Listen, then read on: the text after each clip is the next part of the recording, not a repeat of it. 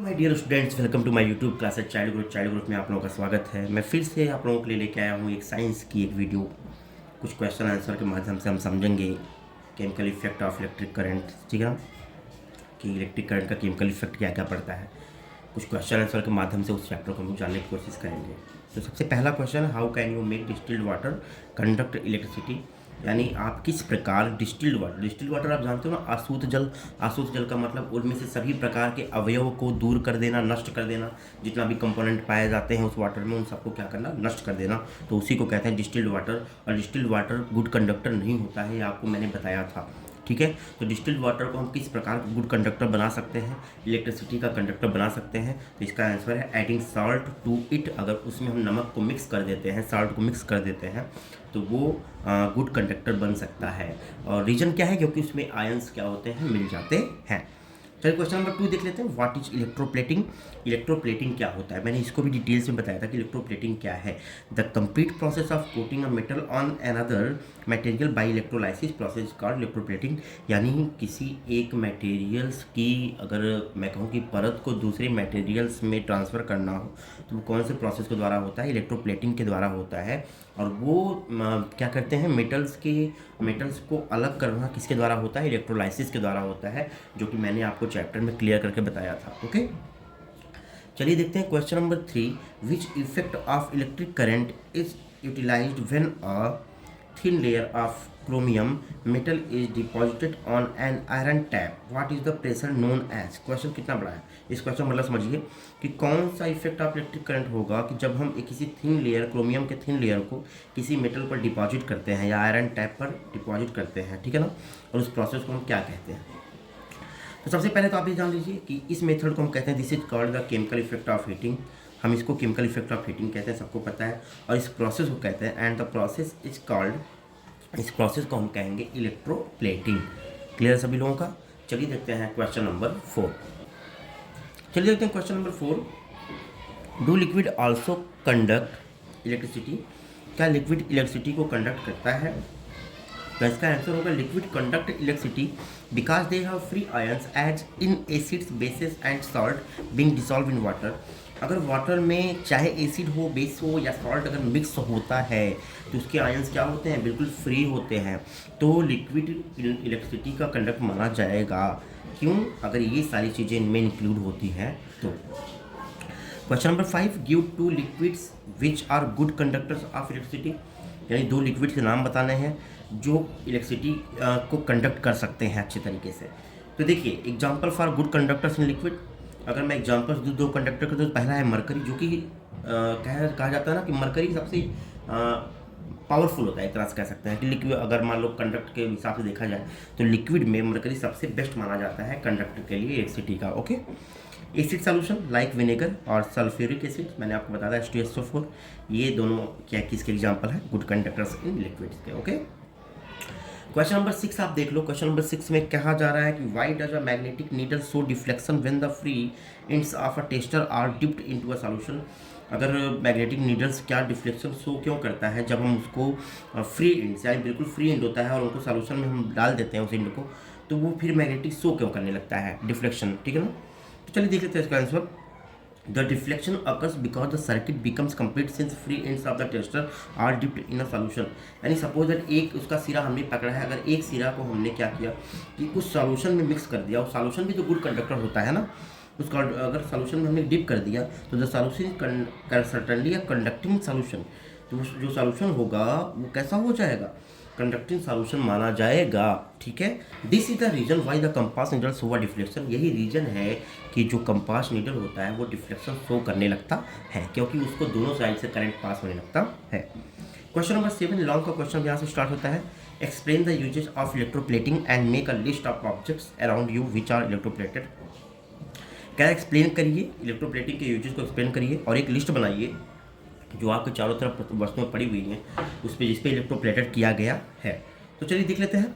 Electroplating can be expressed as the process of creating a small layer of metal on an object. Electroplating क्या है, electroplating है जिसको हम express कर सकते हैं कि वह प्रोसेस जब एक लेयर को, एक पतली लेयर को किसी मेटल पर ट्रांसफर कर दिया जाए, चढ़ा दिया जाए, ठीक है।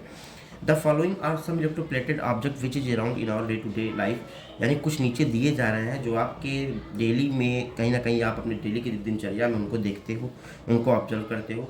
चलिए इसको देख लेते हैं। सबसे पहला है पॉट्स ऑफ मेटल्स, ठीक है ना। मेटल्स के पॉट्स जितने भी होते हैं, याद रखिए ये कुछ एफ की टाइप का रहता है लेकिन ये रहता है टी, याद रखिए इसको, ठीक है। Pots of metals, bath taps, ornaments गहने हो गए, रिम्स ऑफ व्हीकल्स, व्हीकल्स के जो रिम होते हैं वो देख लीजिए आप, kitchen gas burner, bottom of cooking utensils etcetera, और भी चीज़ें जिन पे इलेक्ट्रोप्लेटिंग किया जाता है। क्लियर सभी लोगों का। चलिए देखते हैं question number 8। Name any two applications of the chemical effect of electric current, यानी दो एप्लीकेशन का नाम बताने हैं जिन chemical effect of electric current होते हैं। बहुत आसान सा इसका आंसर है कि electroplating and electrolysis are the applications of chemical effect of electric current, यानी दो नाम मैंने यहाँ सीधे सीधे दे दिया कि इलेक्ट्रोप्लेटिंग एंड इलेक्ट्रोलाइसिस। तो electroplating and electrolysis are the application of chemical effect of electric current. तो chemical effect of electric current के दो एप्लीकेशन कौन कौन से हैं? Electroplating and electrolysis. क्लियर सभी लोगों को। चलिए देख सकते हैं क्वेश्चन नंबर 3। क्वेश्चन नंबर 3 में कह रहा है what is meant by electroplating, what is the purpose of electroplating, यानी इलेक्ट्रोप्लेटिंग से आप क्या समझते हैं और इलेक्ट्रोप्लेटिंग का क्या पर्पस होता है, क्या उद्देश्य होता है। चलिए इसका आंसर देख लेते हैं कि electroplating is a process that uses an electric current to reduce dissolve metal cations so that they form a thin coherent metal coating on an electrode। ठीक है, यानी कह रहा है इलेक्ट्रोप्लेटिंग एक प्रोसेस है, मैंने बार बार बताया है कि किसी भी पतली परत को, ठीक है, दूसरे परत पे चढ़ा देना, दूसरे मेटल्स पे चढ़ा देना, कोटिंग कर देना, उसी को कहते हैं electroplating. Electroplating is widely used in various industries for coating metal object with a thin layer of different metal, यानी इलेक्ट्रोप्लेटिंग का पर्पज क्या होता है कि किसी भी मेटल्स पर किसी दूसरे मेटल्स के लेयर को चढ़ाना, वो इलेक्ट्रोप्लेटिंग का काम होता है। और ये बहुत बड़े पैमाने पर अपने कंट्री में हो रहा है, अपनी कंट्री का ही नहीं, हर एक कंट्री में हो रहा है। क्लियर सभी लोगों का। चलिए देखते हैं question number 4। Name 3 types of substance in which N electric current can produce a chemical effect, यानी 3 प्रकार के सब्सटेंस का नाम बताना है, ठीक है ना, जिसमें कोई विच N electric current can produce a chemical effect, जिसमें इलेक्ट्रिक करंट से केमिकल इफेक्ट प्रोड्यूस किया जा सके। तो चलिए देख लेते हैं कौन कौन से हैं वो। Acid based as well as salt form ions in the solution, the solution of acid base and salt produce a chemical effect when electric current is passed through them because ions get oxidized and reduced at the respective electrode। ठीक है, तो कह रहा है acid bases जितने as well as salt, acid हो गया चाहे बेसिस हो गए या उन्हीं तरह से सॉल्ट भी हो गया, इनमें क्या होते हैं, आयंस बनते हैं। इनका सॉल्यूशन में क्या होता है, इसमें आयंस बनते हैं। तो solution of acid basis and salt, तो एसिड बेसिस एंड सॉल्ट का जो सॉल्यूशन होता है वो केमिकल इफेक्ट्स को प्रोड्यूस करता है, पैदा करता है। जब उसमें इलेक्ट्रिक करंट को पास किया जाता है तब वो क्या करता है कि कहीं ना कहीं पैदा करता है किसको, केमिकल इफेक्ट को, जब इलेक्ट्रिक करंट उसमें पास किया जाता है। Through them because ions get oxidised and reduce at the respective electrode, और आयंस जो होते हैं ऑक्सीडाइज हो जाते हैं और कम करने लगते हैं इलेक्ट्रॉड को। Okay, define electrolysis, electrolyte and chemical effect of electric current, तीनों को डिफाइन करना। चलिए देख लेते हैं। इलेक्ट्रोलाइसिस में कह रहे हैं electrolysis is the process of using electricity to split water into hydrogen and oxygen. Electrolysis क्या है कि पानी में प्रोसेस ऑफ यूजिंग इलेक्ट्रिसिटी, यानी बिजली के प्रयोग करके वो पानी से हाइड्रोजन एंड ऑक्सीजन को क्या करता है, अलग अलग कर देता है।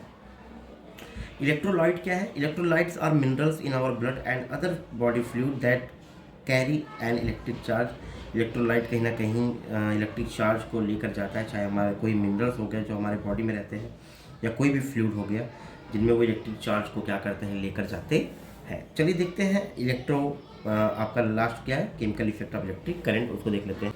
Chemical effect of electric current उसको देखते हैं। The passage of an electric current through a conducting solution causes chemical reaction, यानी इलेक्ट्रिक करंट को पास करना किस कंडक्टिव सॉल्यूशन, यानी किसी सॉल्यूशन से जिसमें केमिकल रिएक्शन कुछ होते हैं, उसको कहते हैं chemical effect of electric current.